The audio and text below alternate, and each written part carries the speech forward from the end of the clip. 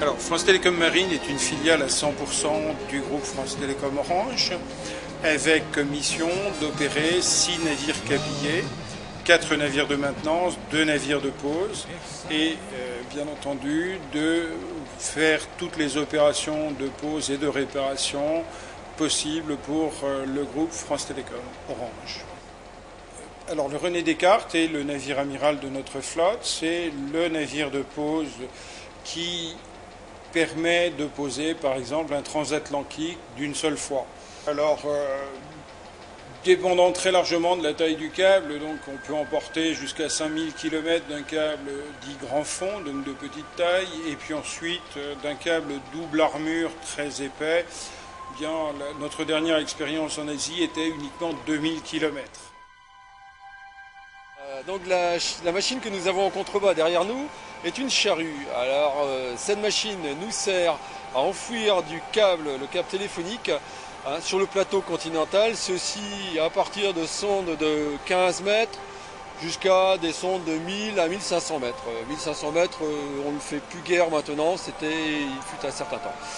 On enfouit le câble pour le protéger des agressions mécaniques, principalement des ancres. Et c'est à peu près 80% des problèmes, c'est des problèmes d'encre, et à 20% à cause de matériel de pêche tel que des chaluts. Le câble est enterré, donc on tire ce traîneau avec un câble de remorque, avec une remorque. Le câble téléphonique passe au travers et passe dans un soc, c'est-à-dire dans un soc, et ce soc est enfoncé, de 0, on va dire, jusqu'à 3 mètres maximum pour cette machine. Et une fois qu'il est enfoncé qu'il est dans cette souille, naturellement, très rapidement, cette souille se referme et le câble n'est plus visible. Quand on enfouit le câble, effectivement, c'est une question de patience. Depuis un certain temps, on a réussi à établir une moyenne, et notre moyenne journalière est de 18 km d'enfouissage, 18 km par jour. Ce qui veut dire que, vous voyez, c'est très lent, c'est-à-dire que c'est à peu près de l'ordre de 7 à 800 mètres heure.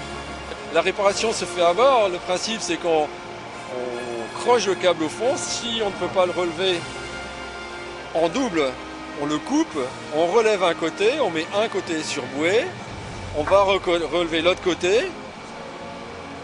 Suivant où est le côté, évidemment, on enlève le défaut et on remet ce qu'on appelle une bagasse, c'est-à-dire un morceau de câble supplémentaire pour pouvoir reboucher le trou.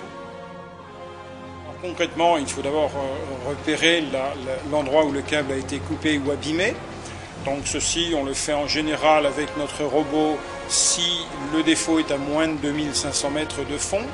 Et plus profond, au-delà de 2500 mètres, nous utilisons des méthodes de grappin.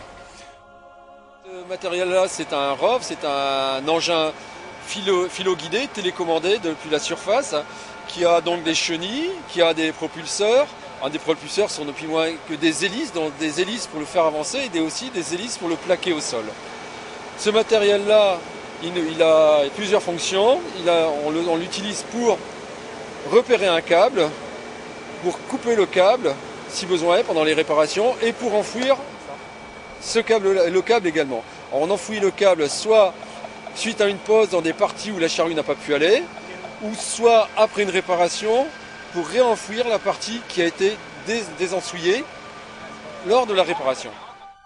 Une fois le câble saisi, remonté à bord, on prend une première partie que l'on nettoie, on vérifie que le côté sain fonctionne bien, et nous repartons à l'autre extrémité du défaut et nous commençons à faire un joint. Alors le joint, ce n'est pas simplement de souder les fibres optiques, ce qui est la mission bien sûr essentielle, mais aussi de faire que toute l'armature du câble soit solide et permette de remettre un câble avec un poids de plus d'1 kg au mètre pour que ce câble soit solide au fond de l'eau et bien sûr puisse être remonté pour une prochaine réparation, si prochaine réparation il y a. En général, déjà les fibres optiques, elles sont toujours par paire, c'est-à-dire que vous avez une fibre pour l'aller, une fibre pour le retour. De façon générale, bien souvent, on a 4 paires de fibres, mais on peut aller à beaucoup plus. Alors ce qui limite le nombre de paires de fibres, parce qu'on pourrait très bien mettre, c'est les répéteurs ou qui sont en fait des amplificateurs. Ces amplificateurs ont d'une part un coût et ont un certain volume. Et donc pour les rentrer dans les cylindres que sont les répéteurs, à un moment donné on ne peut plus en mettre pour une question de taille, pour une question aussi de d'énergie. Hein, ce qui fait qu'en général on arrive à 12 fibres maximum. La prochaine grande mission, c'est fin du mois de juillet. Nous nous rendons à Calais, à l'usine d'Alcatel Submarine Network, le fournisseur principal de systèmes de communication sous-marine. Et nous allons poser le câble ACE, ou plus précisément un des 4 segments du câble ACE, le segment S3, entre Abidjan et Sao Tomé, en République de Sao Tomé y Principe. Actuellement, dans le monde, les liaisons transcontinentales passent à 95% par câble sous-marin et simplement pas 5% par satellite. Le grand public a bien entendu une vision très large du satellite puisque le satellite est l'outil de diffusion de la télévision et d'images à chaque domicile. Mais Internet, avec le choix, l'individualisation des contenus, l'individualisation de la navigation, nécessite un câble sous-marin entre les différents continents.